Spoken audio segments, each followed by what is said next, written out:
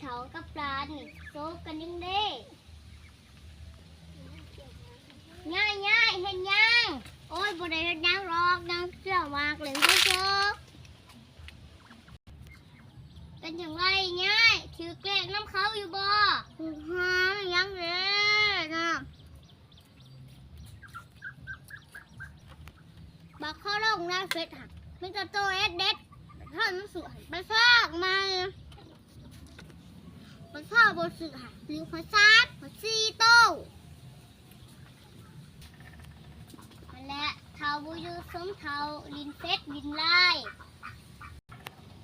เงินลูกร้านหายหันกับบุยังยูไซกระจกออกมาซื้อเลขเบิดอย่ามาว่าเอ้ยกูเท่าแล้วซื้อบ่อยากซื้อยังให้กูแล้วกันแล้วกูมัก